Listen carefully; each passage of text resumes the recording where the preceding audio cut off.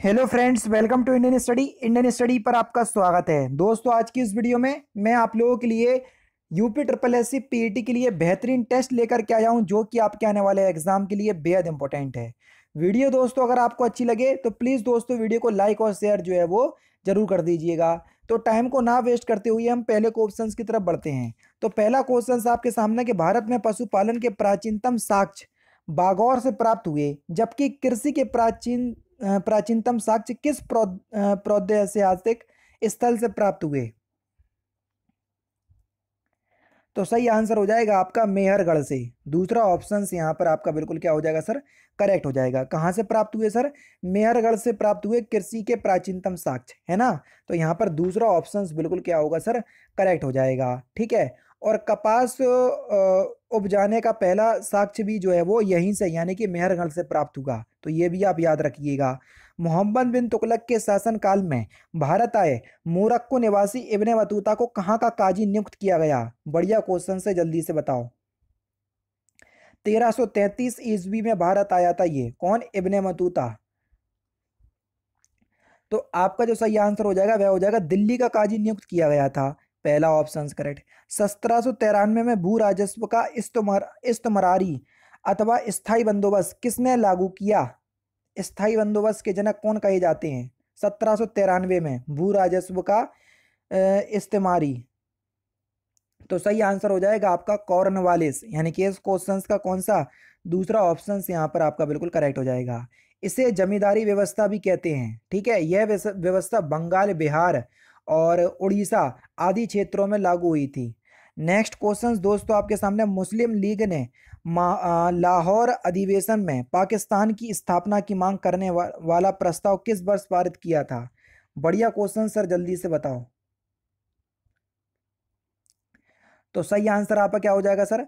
ये कब पारित किया था? 23 मार्च 1940, कल ही पढ़ाया था। मोहम्मद अली जिन्ना के नेतृत्व में इस आंदोलन में द्विराष्ट्रीय सिद्धांत का प्रतिपादन किया गया, जिसे पाकिस्तान प्रस्ताव का नाम दिया गया। 23 मार्च 1940, दूसरा ऑप्शन यहाँ पर आपका बिल्कुल करेक्ट। यार 50 बार आपसे बोल चुका हूँ कि अगर वीडियो अगर आपको अच्छी लगे तो 100 लाइक का टारगेट देता हूँ मैं मात्र। तो मेरी आपसे विनती है कि कम से कम वीडियो को लाइक जरूर कीजिए, ताकि मुझे मोटिवेशन मिल सके और मैं आप लोगों के लिए अच्छी अच्छी वीडियो जो है वो प्रोवाइड करवाता रहूं डेली बेसिस पे। दिल्ली में कुतुब मीनार दुनिया की सबसे ऊंची ईंट की बनी मीनार है। ठीक है, इनमें से कौन से राजा ने इसके निर्माण में योगदान नहीं दिया? तो सही आंसर आपका क्या हो जाएगा सर? तो किसने योगदान नहीं दिया? कुतुबुद्दीन बख्तियार काकी की याद में जो है वो कुतुब मीनार को जो है वो बनवाया गया था। ठीक है, कुतुब मीनार का निर्माण जो है वो कुतुबुद्दीन ऐबक ने किया। इल्तुतमिश ने इसे पूरा करवाया। ठीक है। और आसमान से बिजली गिरने के कारण इसकी एक मंजिल जो है वो क्षतिग्रस्त हो गई थी, जिसकी मरम्मत जो है वो फिरोज शाह तुगलक ने करवाई। तो सिकंदर लोदी ने जो है वो उसकी मरम्मत करवाई थी। 5वीं मंजिल का जब निर्माण करवाया था, फिरोज शाह तुगलक ने इसकी और 5वीं मंजिल जो है वो बनवाई थी। तो योगदान किसने नहीं दिया? अलाउद्दीन खिलजी ने नहीं दिया। तीसरा ऑप्शन यहाँ पर आपका बिल्कुल करेक्ट हो जाएगा। नेक्स्ट क्वेश्चन, भारतीय स्वतंत्रता संग्राम के निम्नलिखित क्रांतिकारियों में से किसे मास्टरदा कहा जाता है? तो मास्टरदा किसे कहा जाता है? सूर्यसेन को कहा जाता है। ठीक है, दूसरा ऑप्शन यहाँ पर आपका बिल्कुल करेक्ट हो जाएगा। इन्होंने इंडियन रिपब्लिक आर्मी की स्थापना की थी। किसने? सूर्यसेन ने। नेक्स्ट क्वेश्चन, गांधी जी का चंपारण सत्याग्रह किससे जुड़ा था? तो चंपारण सत्याग्रह तिनकटिया पद्धति से जुड़ा हुआ था। किससे? तिनकटिया पद्धति। दूसरा ऑप्शन यहाँ पर आपका बिल्कुल क्या हो जाएगा सर, करेक्ट हो जाएगा। ये एक ऐसी प्रथा थी जिसके तहत चंपारण के किसानों को अपनी कुल भूमि के 3/20वें हिस्से पे 20वें भाग पर जो है वो नील की खेती करना अनिवार्य माना जाता था, या अनिवार्य किया गया था। इसी के खिलाफ जो है वो 1917 में महात्मा गांधी ने सत्याग्रह किया था और तिनकटिया पद्धति को जो है वो बंद कर दिया था।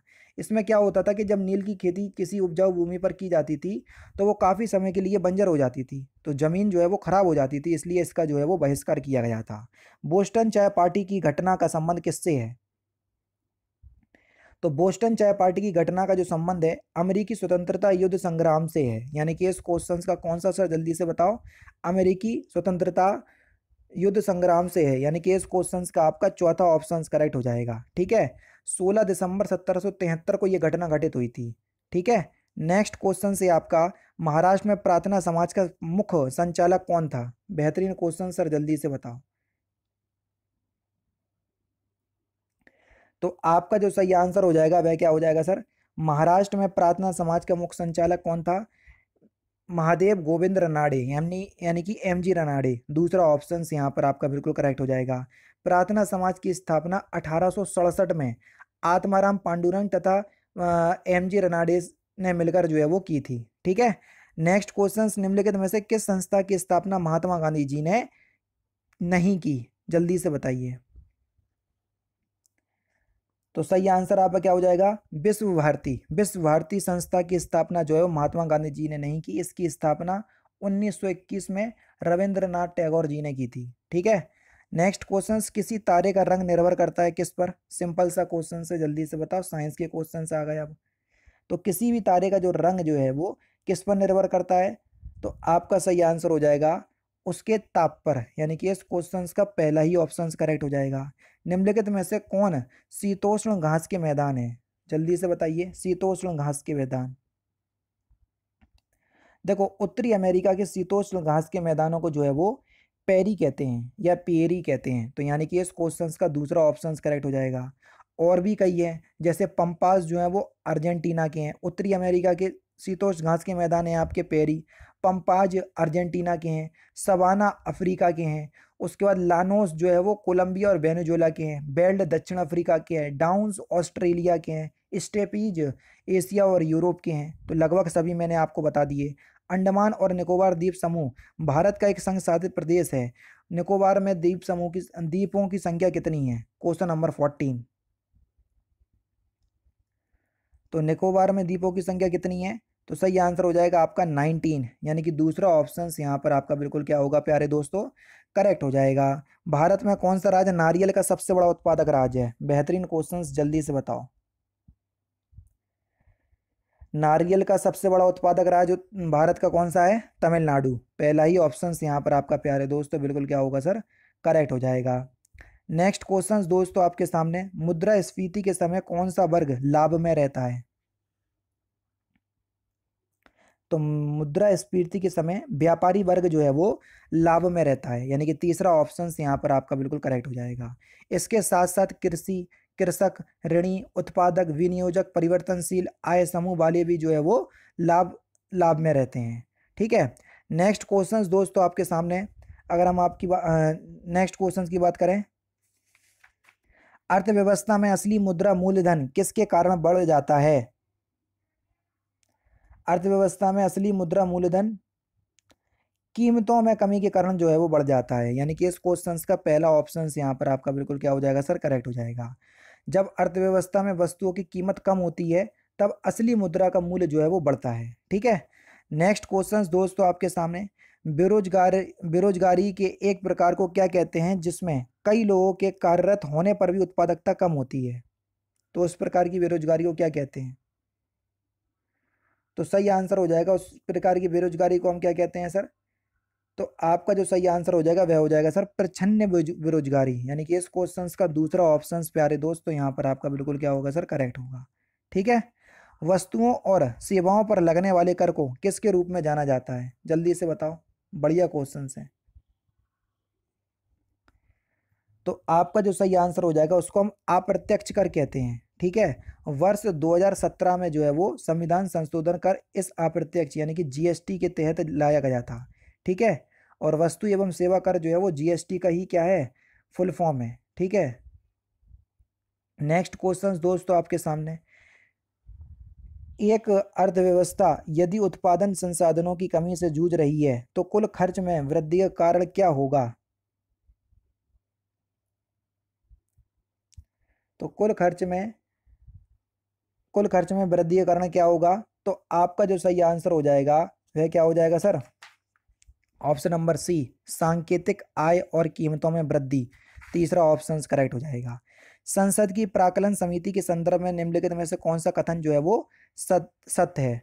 संसद की प्राक्कलन समिति जो है वो सबसे बड़ी समिति होती है। बिल्कुल ठीक है। पहला तो भैया वो ये कह रहा है यह लोकसभा के सदस्यों से गठित होती है। प्राकलन समिति बिल्कुल ठीक है, ये लोकसभा के सदस्यों से गठित होती है। इसमें समिति में 30 सदस्य होते हैं, बिल्कुल ठीक है भैया, समिति में कितने 30 सदस्य ही होते हैं। इसका अध्यक्ष लोकसभा अध्यक्ष द्वारा नियुक्त किया जाता है, ये भी बिल्कुल ठीक है, यानी कि चारों ही पॉइंट जो है वो प्राकलन समिति के कॉन्टेक्स्ट में जो है वो बिल्कुल सही है। यानी कि इस क्वेश्चन का कौन सा चौथा ही ऑप्शन यहाँ पर आपका बिल्कुल क्या होगा सर, करेक्ट हो जाएगा। यह निर्णय कौन लेता है कि कोई विधेयक धन विधेयक है या नहीं, तो इसका निर्णय कौन लेता है? तो आपका जो सही आंसर हो जाएगा वह हो जाएगा आपका लोकसभा अध्यक्ष, है ना। तो यानी कि इस क्वेश्चन का कौन सा चौथा ही ऑप्शन यहाँ पर आपका बिल्कुल क्या हो जाएगा सर, करेक्ट हो जाएगा। संघ एवं राज्यों के मध्य वित्तीय संसाधनों का विभाजन किसकी सिफारिश के आधार पर किया जाता है? जल्दी से बताइए, आसानी से बता सकते हैं। तो किसकी सिफारिश के आधार पर किया जाता है? वित्त आयोग की सिफारिश के आधार पर, दूसरा ऑप्शन करेक्ट हो जाएगा। नेक्स्ट क्वेश्चन, राजघाट परियोजना किन राज्यों की संयुक्त परियोजना है? बेहतरीन क्वेश्चंस और सिंपल क्वेश्चंस। तो सही आंसर आपका क्या हो जाएगा सर, ये उत्तर प्रदेश और मध्य प्रदेश की संयुक्त परियोजना है, दूसरा ऑप्शन करेक्ट हो जाएगा। लास्ट क्वेश्चन देखो भैया आपके सामने, जिसका क्वेश्चन इस क्वेश्चन का आंसर आपको कमेंट बॉक्स में बताना होगा। भारतीय संविधान के किस भाग में मौलिक कर्तव्यों का उल्लेख है? तो इस क्वेश्चन का आंसर आप मुझे कमेंट बॉक्स में बताइएगा। तो दोस्तों ये आपके इंपॉर्टेंट क्वेश्चंस जो कि आपके आने वाले exam UP triple SC PET के लिए बेहद इंपॉर्टेंट है। वीडियो अगर आपको अच्छी लगी तो प्लीज़ दोस्तों वीडियो को लाइक और शेयर जरूर कर दीजिएगा। बाकी मिलते हैं फिर नेक्स्ट क्लास में, नेक्स्ट सेशन में। जय हिंद, जय भारत।